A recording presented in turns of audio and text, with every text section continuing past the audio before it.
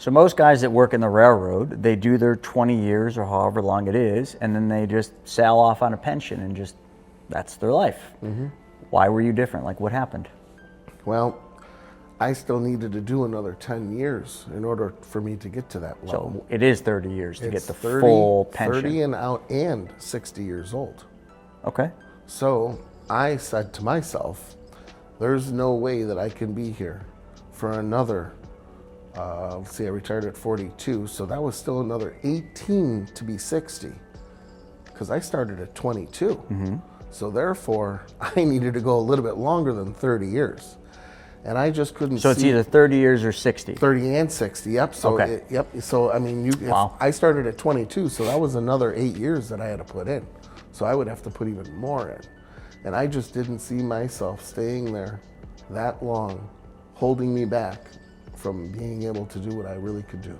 It just blows my mind, and sometimes I think I'm the broken one because, I'm the lesser of the majority, where people literally work 20, 30 years for a pension in Social Security. And that's what we look forward to in life. I just don't know the purpose. Like, you worked with a lot of these guys. Help me understand that. I mean, I've just been self-employed too long, and I'm broken. So I'm trying to understand, what do the masses think? Like, you get this job, like the railroad, for example, and you put in your 30 years to age 60, and then you retire, and you get a decent pension. So maybe we can talk about how much the pension is and the benefits. But like, I don't know. I just feel like something's missing in that. Along the way, it was giving up the time. I was a yard master at the end, and I would work my 8 hours, and 6 hours in, the phone would ring. And you know what that phone call said? You're staying for another 8. And I had no control. I had to stay. If we had to go to a party, I couldn't go. If it was Ariana's Christmas or whatever, didn't matter. I was stuck. I was not in control. What if you said no, what would happen?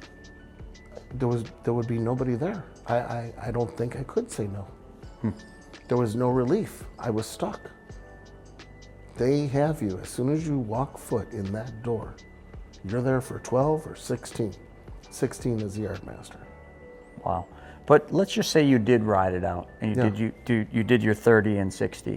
What would your pension have looked like? Upwards of about 5,000, 6,000 for me, and then my wife would get half of that. Right, because it's the pension. Yeah. Yeah. So we're not in the Social Security system. Right. We're grandfathered in. So longshoremen and railroaders are the only two professions in the United States that do not pay into the Social Security system. So yeah, we contribute our money into our own pension. And that alleviates a little less during the week also.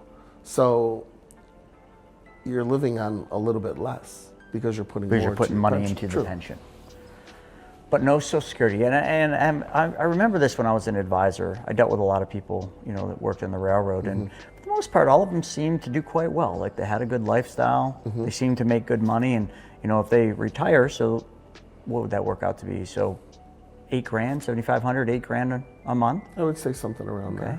And, the average person, I suppose, can live on that. But you're just, I don't know. There's nothing wrong with that. And I guess a lot of people just continue to do that. What changed for you? Was it the time thing? The main part was the time thing, and Ariana was 3 years old at that time too. So she was going to daycare. I was working. I wasn't spending enough time with the family. I was on third shift, Tuesday, Wednesday off. You know what that's like? Never to have a weekend, never to see Christmas or New Year's or being able to plan anything. Sounds awful. Is all time. That's all time. And I needed my time back. But because I was already doing my real estate, I was using my railroad money to fund my real estate hobby. And that started in 2000. So I hired out in 98. I started doing my real estate in 2000, 2 years after I hired on. 2009, 2010, we were up to 8 doors. I started getting into Helocs, utilizing the simple interest instead of the amortization, putting me into control we'll with get that. into that in a second, because I want to know how you did the math and figured that out. Because the average person, they just don't even think about that. You know, they're just like, they look at a regular mortgage and they say, hey, I got a mortgage at 3 or 4%. Yep. Like, I'm crushing it. You know, and like, it's hard to argue that, because like, all right, the stated interest rate is 3 or 4%, but when you actually turn the page one page and you start to see that this isn't really what it seems. That's right. You know, yes, it's 3 to 4%, but that means you got to pay the mortgage for 30 years Right. on a 30-year AM. So you figured out the simple interest. But I want to pause that for a second. Let's go back to the real estate. Like, what made you? You're in the railroad. You're making good money, but then you started in real estate. Yeah. Who got you into that? My mom. Okay. Yep. Interesting. My mom. My mom was into buying Myrtle Beach, oceanfront real estate. And she was doing that for a few years. And she said, that's the way that the wealthy make money. So I needed to start getting my own real estate. So you started buying properties, fixing them up, and then renting them out? Was that the model? My first one was a townhouse that I decided to fix up, and I was going to actually move into it. Okay. Well, I never moved into it. You have a tendency of doing things like this. Yes, I do. I actually met Katina, and we got married, and that's when I bought the duplex. So then I was going to live in the townhouse, but then ended up moving into the duplex instead. So you just rented the townhouse. Rented the townhouse out. Yeah. And at that point, when you had, how many doors did you have? That one was 6, you said? when I met Katina, we were up to 1, 2, 3, 4, 5, 6, 7 doors. 7 doors. Yep. Were you making more in real estate than you were on your day job?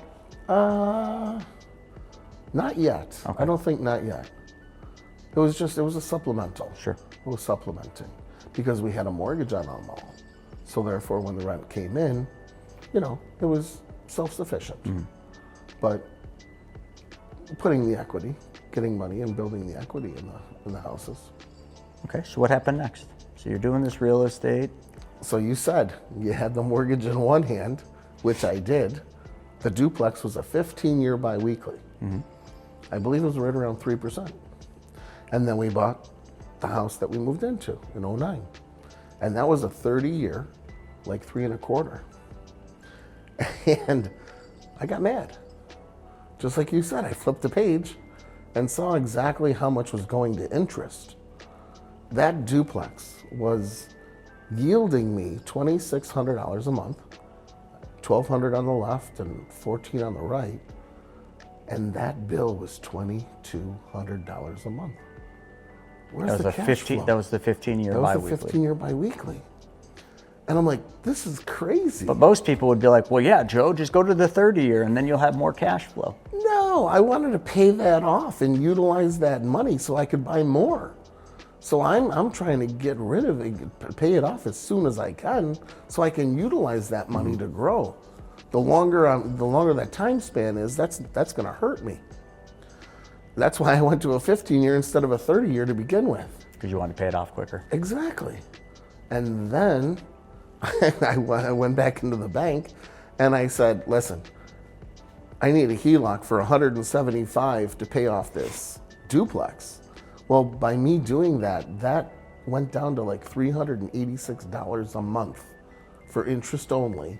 So you got a on HELOC on your 175. primary house or on one of the other I got houses? a HELOC on my primary house in order to take out the duplex. So you used the HELOC on your primary. You paid off the duplex. Yep. The duplex was bringing in what'd you say? 2,600. Yep. You used to give away 2,200 of that on that 15-year. And I dropped But now it down. with the HELOC, you were at $300 and some dollars Yeah, a about month. 400. Yeah, 386 nice little or raise. something like that. So 400. But most people would say, but you're not paying off any principal.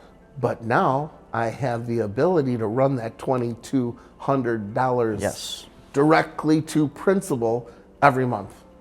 When I was only putting a portion of that away, So actually, like 800, 1,900, 1,900 like extra Yep. after the interest to the HELOC. Yep. 1,900 could go to principal. Yep. I already know the math, but why don't you explain how that worked out? So now that almost $2,000 was going directly to the principal, but I wasn't done with that. I was adding my paycheck. I was adding the wife's paycheck, and we were putting all of that into the HELOC.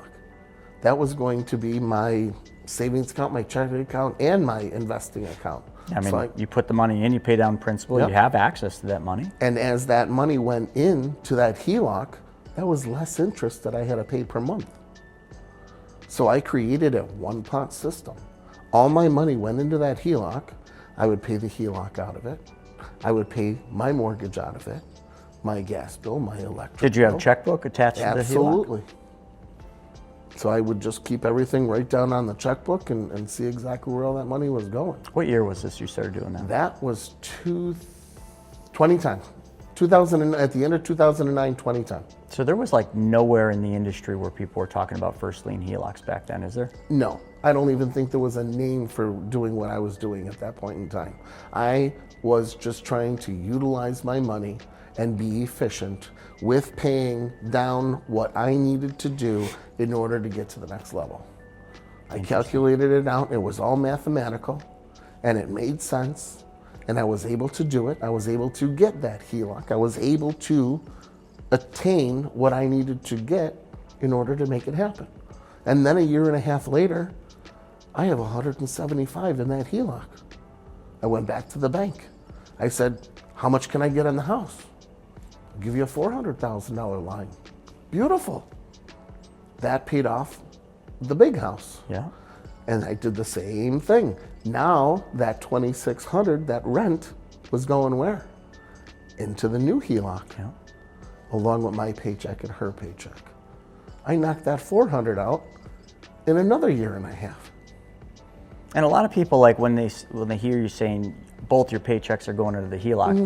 they're like, well, how'd you pay for groceries and diapers and all sorts of things? So you have to be regimented, and in order to compensate for this, everything would go on the credit card. Everything that I did, the grocery store, if we went to get gas, everything went on the credit card because I only had to pay that once a month. Okay. So- And most people live that way. But my account wasn't going up and down, right? I wasn't using a debit card. So as that money stayed in that HELOC, that was minimizing the interest that I had to pay out for borrowing the money. Because a HELOC is based on the average daily balance over 30 days. So the least times that was going up and down, the more money was staying in my pocket. Interesting. I mean, I love it and I use it now, but like it took me a long time to understand it when you used to explain it. And I'm sure a lot of the people listening to this are having a hard time understanding it, but you got a bunch of videos and I know we're going to create another one kind of talking about that. Yeah.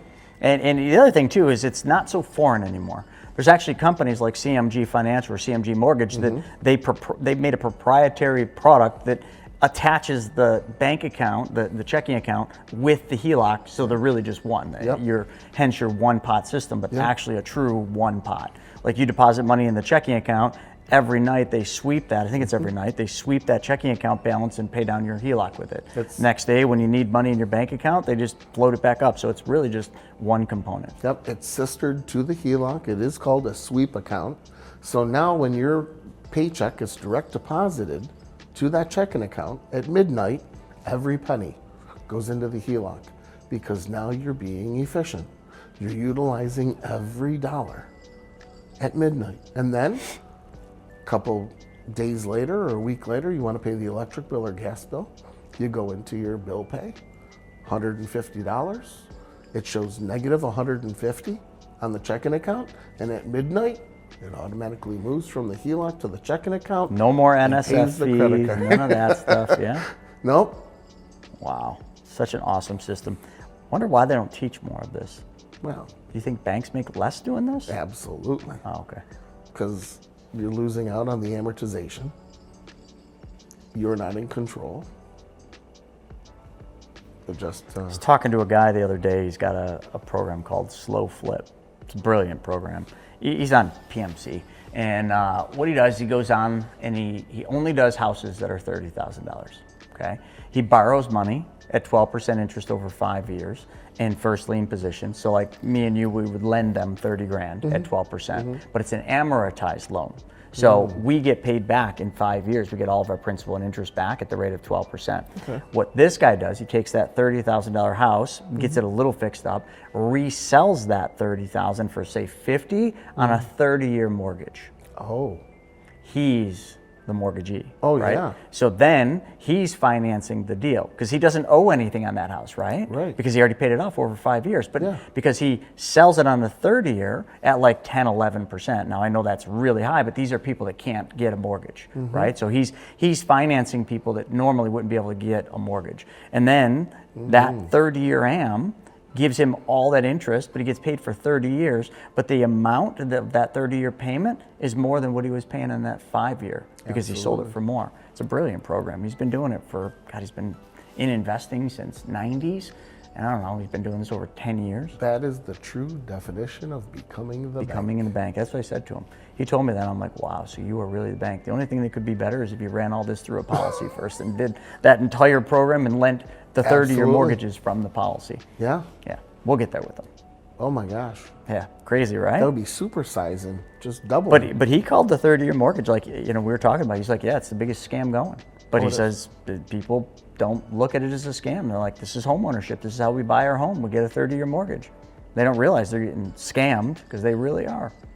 How much interest they're giving up in those first 10 years in that 30-year mortgage is obscene. Totally. Well, you know the math. Just like, what does it work out to be? Like in a 30-year mortgage, like it's not 3 or 4% interest like they think. How much are they actually paying? So a 3% mortgage, 30 years, is equivalent to 12% simple interest.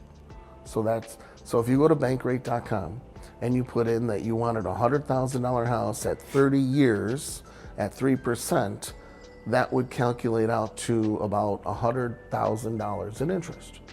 So then that would be equivalent to $100,000 at 12% simple interest. Wow. Wow, I never knew that. Yeah. 12 and 3. Yeah, you'd be doubling. And then people who say, oh yeah, my mortgage is like, it's a 5% mortgage. Well, you're almost at 15% simple interest. So by switching But what did they say when you tell them that? How do you figure that out? Yeah. Well, I give them the equation. Well, 3 is 12, and you're at 5, so that's at least about another 2.5 on top of the 12. You're looking at about 14.5, 15%. So if you switch down to a HELOC at 8%, yeah, you're saving almost. I know. Well, we both Saving have twice. the same. we both have the same bank, Yeah. credit union, I should say, that does our first lien HELOCs, and we started at I got 3.99. Yeah, shut up. I got 95. I don't know how that all worked out, but yeah, it was 3.99 intro for 12 months. You reset at the new rate, right? Absolutely. What is the new rate? Like 8? Right now it's at 8. And I tell people that. I remember I was out with a friend. I'm like, you're like, oh yeah, you I don't know how we got on the topic of mortgages. I'm like, yeah, I got a first lien HELOC. It's like over 8%. And he's like, oh my gosh, that's crazy. I'm That's like, good, what do you right? mean? I'm like, yeah, it's crazy good. Like, I'm paying my house off way faster. Wow, at 8%. I'm like, simple versus simple versus amortized interest. Yeah. And he didn't. I just stopped there. You are different than me because you have that kind of tenacity where you just continue to explain and explain. Me, I'm just like, it's not that I don't want to waste my time. It's just like I feel like they're never going to get it because they're not willing to receive. They're not willing to learn. Like they think they're right because 3 is less than 8. I love numbers.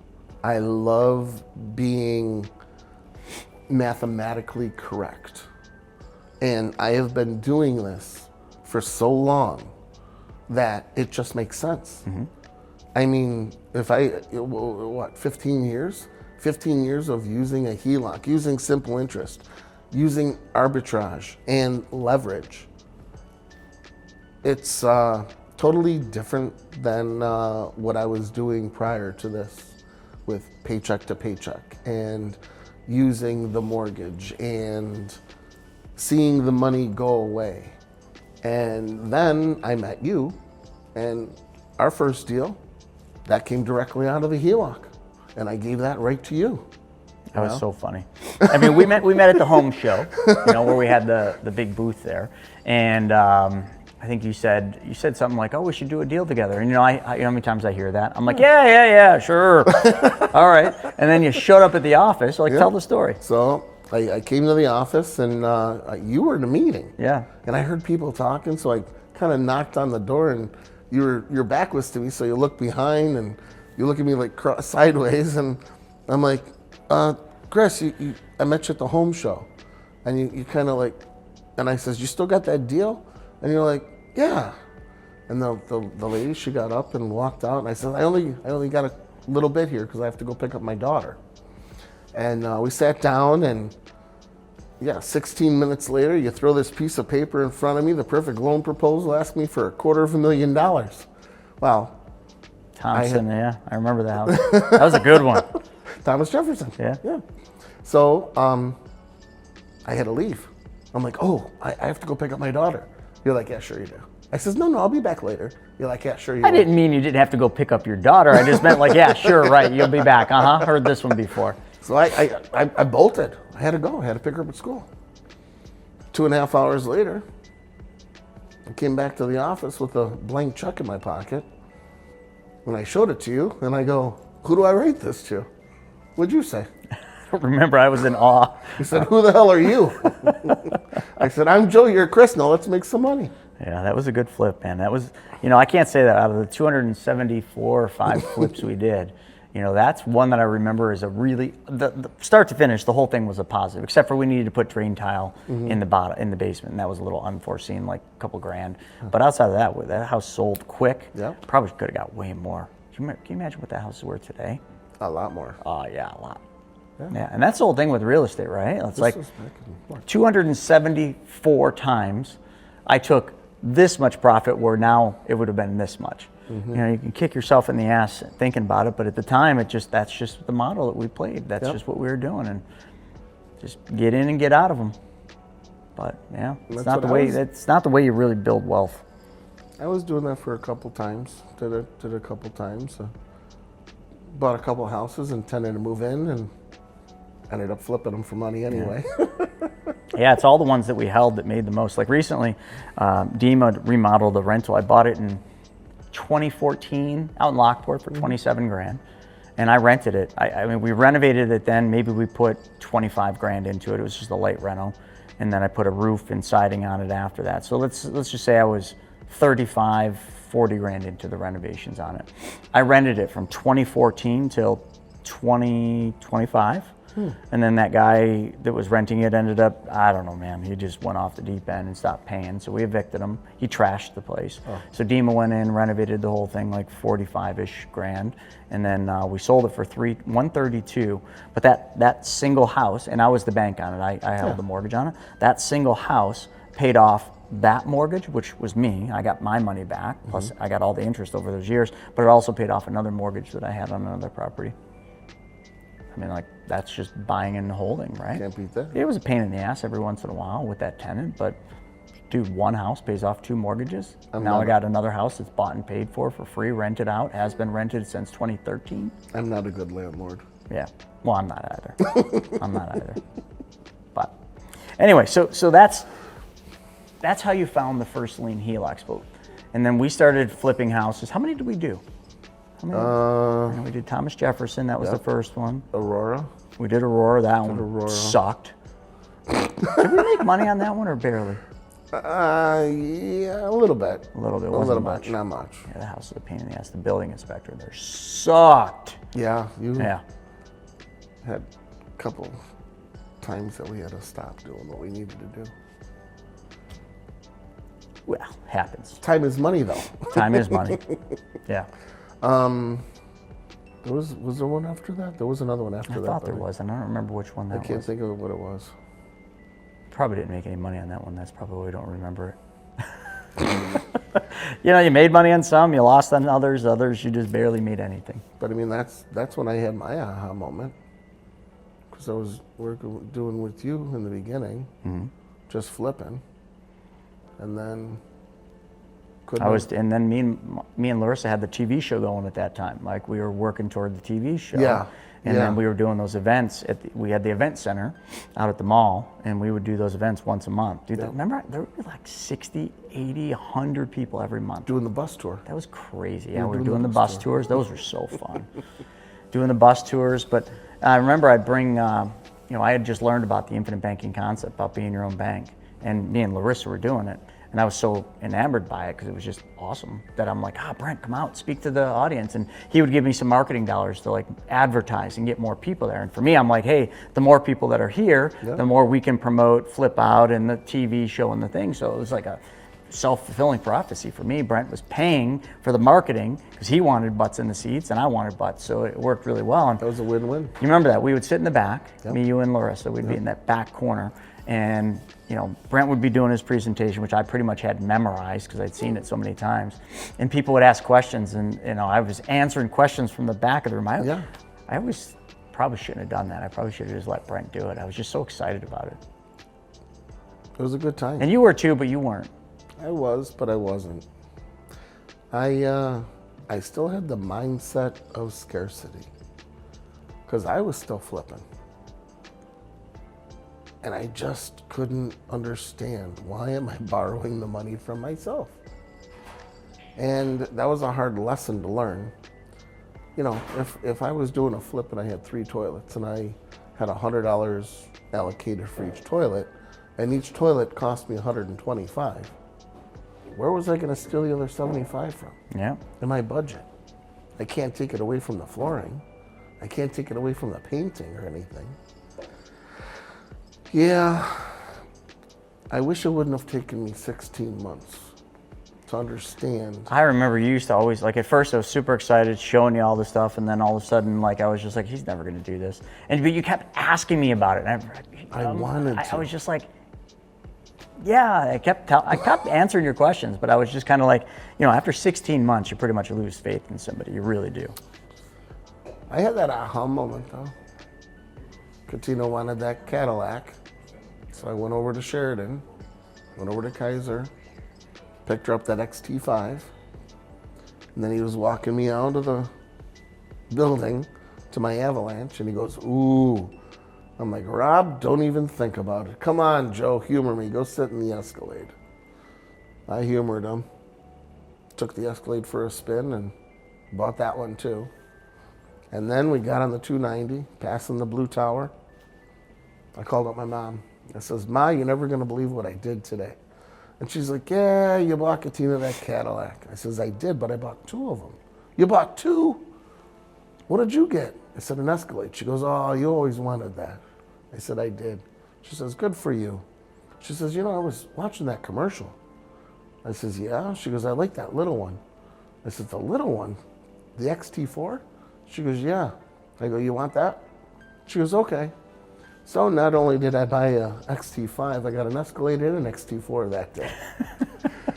Why buy one when you can get 3, right? Right.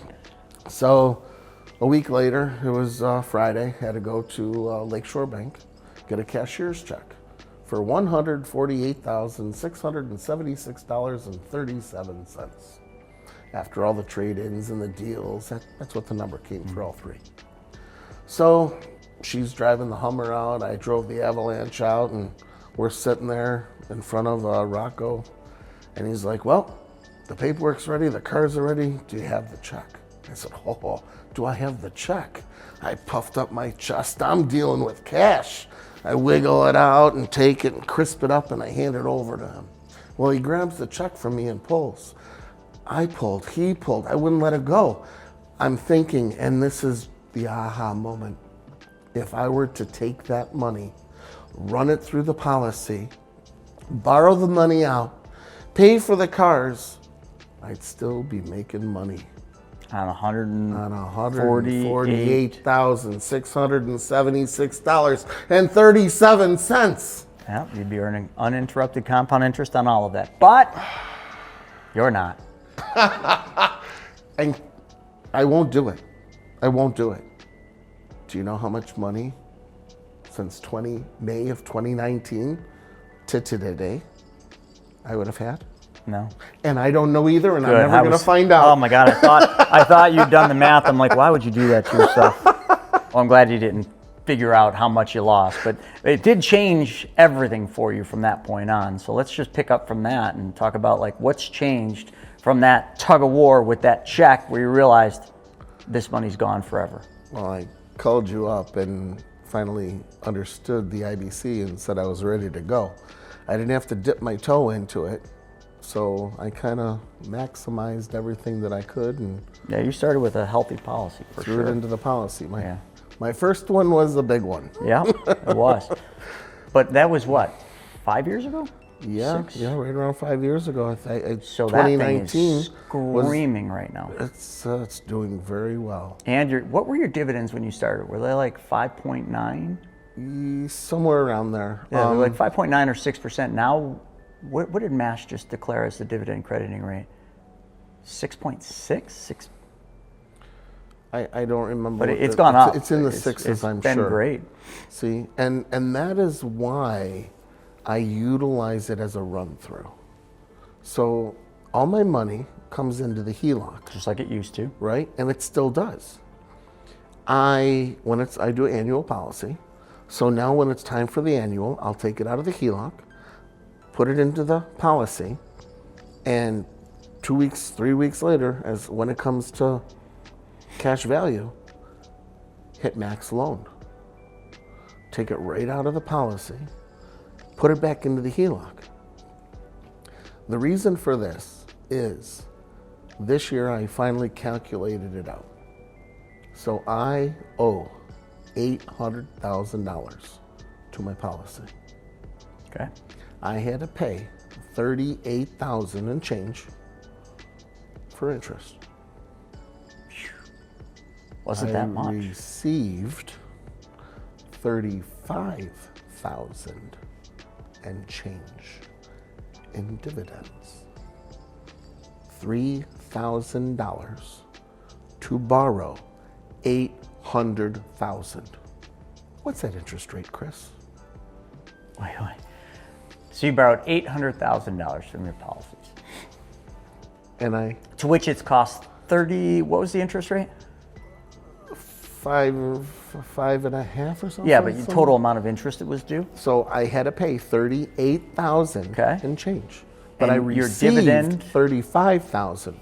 A net operating cost of $3,000 to use borrow $800,000. Ready? Are you ready? Yeah. 0.375%. People would be lining up at the bank that could get loans that cheap. But that 800 is lent out. Well, that's the part. This is the exciting making part. me more money. Yeah, because you took that 800. A lot of people heard that, but they didn't know what you used it for. Correct. You took that money and you loaned that money out. Yeah. Probably right around 12%, maybe more. Nothing less than 12. Yeah, nothing less than 12% interest. So the 12% on 800,000, how much is that per year? And it came into my Heloc, pushing down your that APR. interest. And that is why my one pot system works. Yeah, because you could say the 12 that you earned on that, the minimum of 12 that you earned on that 800 offsets the 8, we'll just call it 8 for the Heloc. People would be like, oh, okay, you're making a spread there, but then, no. But because you're doing the one pot system, you're paying that down. So you're really not realizing an APR of 8%. And this is the part where people that are listening are going to have a hard time because it's just math, but it's so simple when you actually just plug it in. So when people don't minus the dividends, they're saying, yeah, but you're borrowing from the policy, you're borrowing from the Heloc, and they're coming up to 14 and 15%, which is not true. I just told you, inside the policy, I'm at 0.375. Less than 0.5%. Next year it'll be the other way. It'll be even You'll be less. making money. Yeah, I'll be making money. Yeah, because that's year 6, and I don't know where you're at now with the dividends having gone up, but yeah, I mean year 6 you're going to be so literally like yes, it cost you a little 0.3 what was it? Yeah, so like 0.375%. 37 basis points is what you would call that. So basically barely cost you anything. But next year, you'll make money. As long Your as interest might, your dividend will be more than your interest. Yeah. And the next year will be even more on your dividend and more and more. And every year for the rest of your life, Yep. it'll be more. Exactly. So as long as I'm lending it, making more in arbitrage inside the HELOC, it's a no-brainer. And with the velocity coming in and that money coming in on a monthly basis, that's pushing down the principal there. I got a personal question. So because we use the same credit union for our first lien HELOC, do you run all your income through a credit union checking account so that it's all one bank? Yeah. Oh, you so do? Okay. so it's at the credit union. Well, the credit union actually pays you interest on your checking account too. Well, I move it into the HELOC. Immediately, okay. Immediately. So you're just on their website. Their website's actually not bad. It's pretty Right easy on my to phone. do that. I do it right on my phone. I never used my phone. Oh yeah, right for on it. my phone. Anyway, well. I'll show you how. Yeah, CMG's got that. In CMG, you don't have to do any pushing. No, You just CMG put it all is- into the yep. bank account. It automatically sweeps into the HELOC. I mean, I know we do what we do, but like for people listening, they should just get hold Well, I'm of not going to go to CMG. CMG because they gave me 100% of my house. I get it. I have They to didn't do what I gotta They didn't do. give me 100%. And I've been running this game since 2009. You know, I mean, I would be running from this bank, and the other bank was about 1.5 miles down the road. So the paycheck would come into the one bank from my railroad. I'd wait for 3 days so it would be there. So on Monday, I would say, okay, give me $5,000, and then I'd run that over to the other bank, put it in cash. Okay, put that in my HELOC, and then do that like every Monday. And then when it was time to pay, I'd take that money out and throw it back over to here and pay the bills. So, hey, you have to do what you have to do. I want to be efficient with my money. I want to make sure that I'm utilizing the dollar. If I leave it here and this goes here and I don't move it from here to here, I'm not being efficient. And that is what I strive for. What's the biggest challenge when you're explaining to people what you've been doing for over a decade, you know, which to you is second nature, like you don't know anything else. No. But when you explain this to people, what are the reactions? Wow. Wow. So how come they're not all doing what you do? After I talk to them, they do. Okay. I will show them what they're doing. So on one of my phone calls, let's say you're my first phone call. It's a question and answer period. I want to see where their mindset is. So I break it down and I ask them what they're doing. Do you have a mortgage? Do you have a HELOC? Oh yeah, but it's not that much. Do you have a savings account? Yes. Okay. You have a HELOC? Yes. How much do you owe in that HELOC? They would say, oh, not much, just $25,000. Had to put new windows in or something. I said, great, that's awesome. You have a savings account though too, right? Yes. Okay, how much is in that savings account? $30,000. Awesome. What is the interest that you're paying every month on that HELOC? They'll say 8%. Great. So you're paying 8% on $25,000. Yes. That savings account that you have $30,000 in, what are you making in interest on that? Oh, 0.001? And I said, so you're not being efficient. What do you mean? I said, why don't you take that $30,000 in that savings account that's making you nothing, move it over to the HELOC, not pay that 8%, and you still That's the same as have making 8% on $30,000. So how you then should say it is, hey, if I knew of a bank that gave you 8% on your savings account, would you want to know about that bank? Oh my God, yeah. Absolutely. Pay it to your HELOC. You just did it. You just did it. Look at that. In 30 seconds, I just saved you $260 a month. And the thing is like people hear this and they're like, they have that aha moment. I'm just like, why wouldn't people just know this? This almost should be like something you're taught in kindergarten. Like, because that is so simple. Like, Dollars and 8 cents. is more than 1. And if you could make 8 instead of making 1, that would be better for you, right? Right. I asked my 5.5-year-old the same question. She'd be like, yes, Daddy, 8 is more than 1. Do you know what the big thing is? This is savings. This is what I owe. Their mindset can't combine the two. I know, but they are the same. They are the same. Do you pay your electric bill with red money? Do you pay your gas bill with blue money? And your credit card with yellow money? I didn't know any of money had different colors. Isn't Actually, it Canada. all green? We're not in Canada anymore, Joe. That's the loonies. The loonies and the toonies. Isn't it all green money? Yeah. So why isn't it all in one place? So then riddle me this. So same scenario. I've got 30 grand sitting in a savings account. Yep. But I'm earning 3%, Joe. Ooh, 3%. Okay. Yeah. And? But I've got this Amex credit card over here that charges me 24.99%. And I owe them $30,000. Life is good. Yeah. I'm getting 3% That's on awesome. my savings. And you're going to use this credit card every month, aren't you? Yeah, but we try to pay it down. We don't want the balance going any higher than Well, 30. if you're still going to use that card and you take this money and you put it to that card, now you just saved yourself over 20%, and now you can take your paycheck and put it directly to that credit card.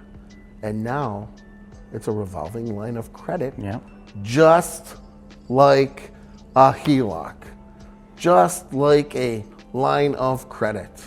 I remember this was the epiphany I had back when I first learned this. Because listen, like I was a financial advisor for 16 years, but when I first saw Brent present this, I had that aha moment you did with that tug of war with that check, but I had money that I was diligently saving. Now it wasn't in a savings account, it was in a brokerage account, but it was with this fund family called Mainstay. And I don't remember how much I had, 20 grand or so just sitting there. But over on this side, because of the flipping business, I had all sorts of credit card debt. And you realize I never connected the dots, that I was like taking risk over here in these mutual funds to make a measly couple percent or 7 or 8%, and I would have been good by all investment standards. And over here I'm paying 20+% on these credit cards. And I never connected the dots. And when I did, I was like, duh!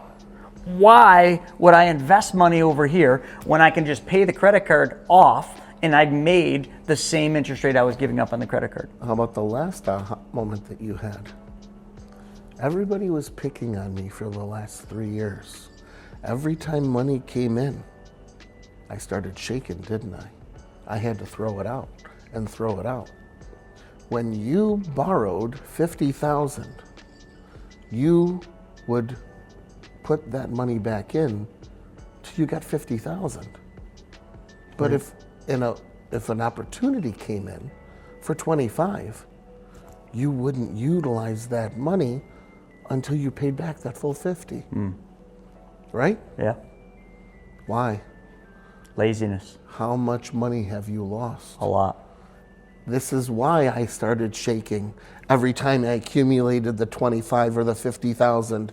I threw it out. What happened to my cash flow? It increased per month, didn't it? I didn't care about paying back the 100. I'm utilizing that 25 or that 50 when I get it. Look at the big picture. If you owe $100,000 to the Heloc and you owe $100,000 to the policy, why do you have to acquire $200,000 to fill those up? Every time that 25 or 50 comes in and you throw it out, how much is out working for you? Yeah, a lot. Once you get 200 working, are you not debt free? If you snap your fingers and that money comes back, can't you fill both pots up? Yep. Why would I wait to fill up the whole 100 when I can fill up 25, throw it out, and make an extra 500 or 1,000? Build up my cash flow. Now I owe that 800, and I owe 750. But now I have more than that out to fill up my pots. So as long as all the deals pay you back, you're in good shape. Absolutely. Yeah. And I know on one of your deals that you thought, I think you probably already took the write-off on it. Now that one's going to be coming back. It's coming back. It's coming back. Now that shouldn't have happened, but you got lucky on that one. We won't even go down that rabbit hole. But yeah, I mean, it's pretty incredible. I mean, what we've learned about being your own bank, the first lien, HELOCs, and the all-in-one system, or one pot system, as you like to call it. It's amazing, and you just continue to keep teaching people. Efficiency, utilization, leverage, and arbitrage. My 4 favorite words. What is your favorite word? Helping. Okay. That's what keeps me going. I know you like talking to people. You like helping them. When I'm on the phone with people and they have that aha moment, or I can help them see that they are not being efficient, that's what gets me to the next phone call. Yeah. By helping people.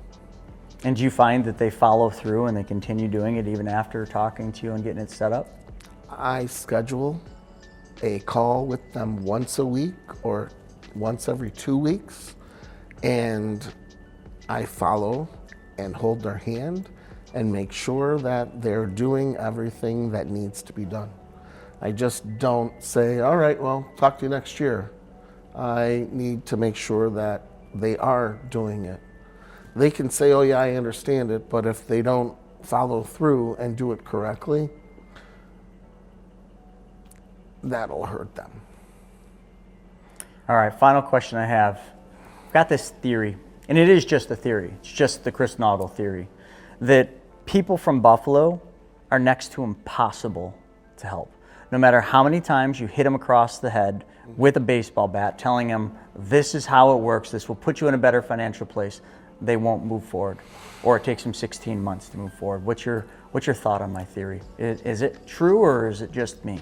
It is true. There are people now in my circle who are coming around. How long did it take? I've been doing this for 5 years. There you go, 5 years. You have to understand, where we live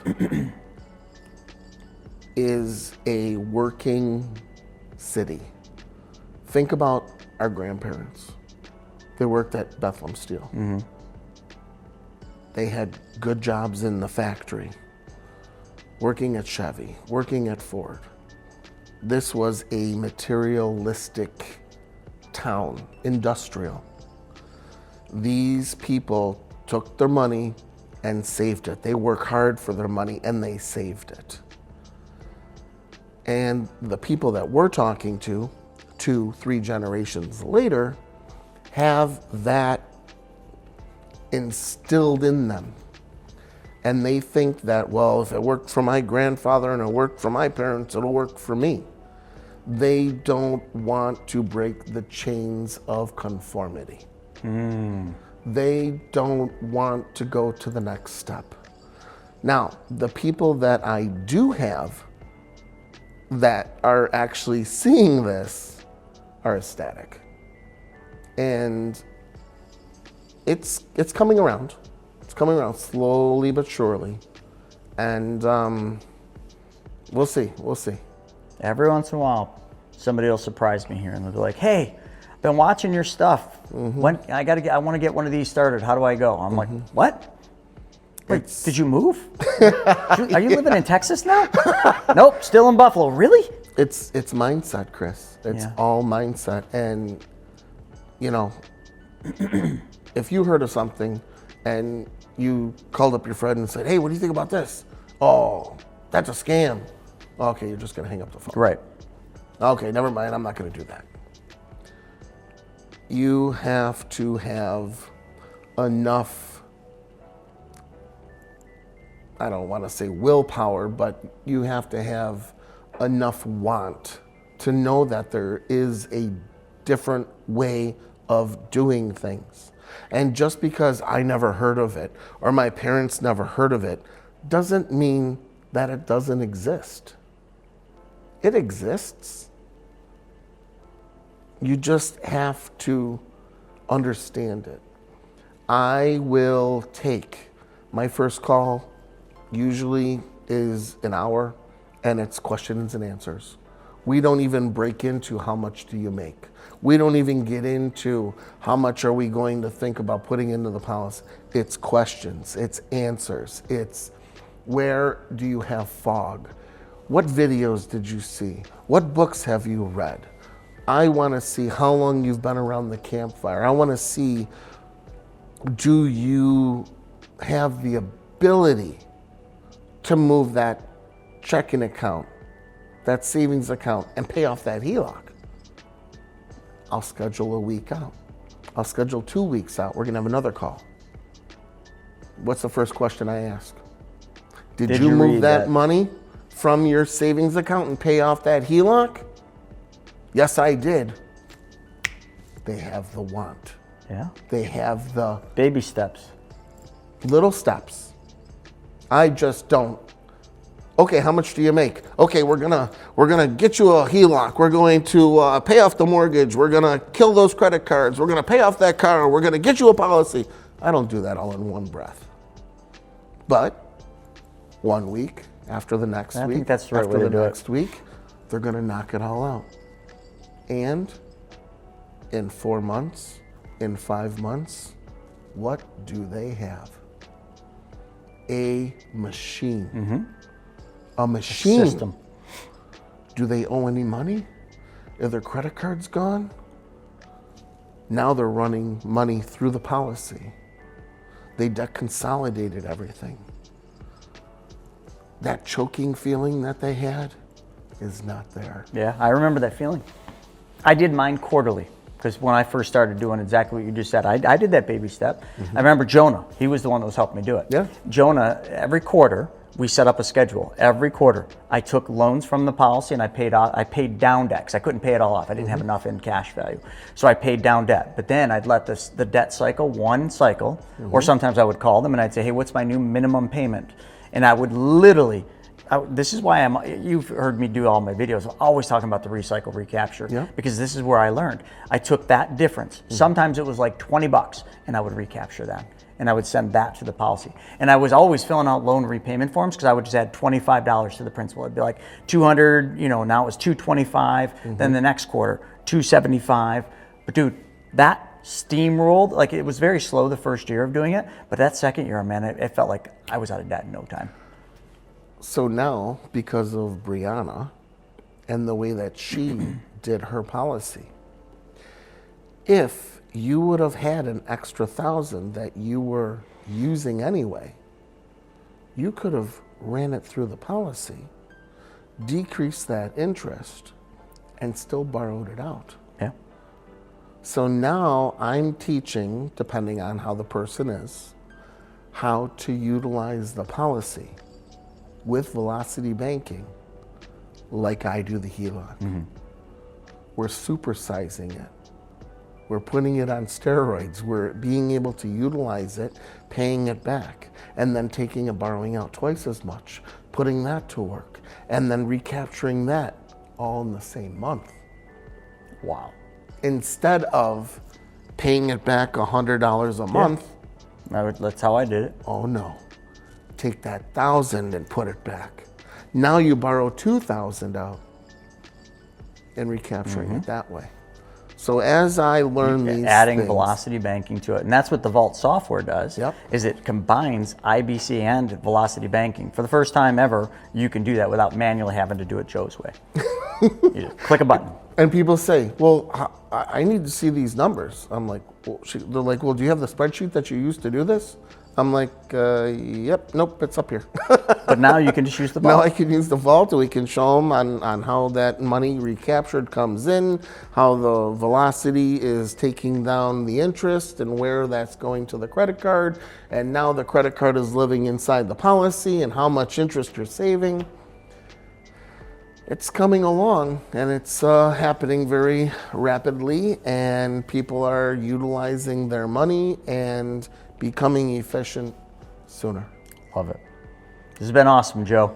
Thanks so much for coming on. And folks, all of you watching, hopefully you enjoyed this conversation. If you want to book a call with Joe, we'll put his link up in the description. You can talk to the master of disaster, the one pot system. Thanks for joining us for this episode of Money School Elite. We'll see you next time.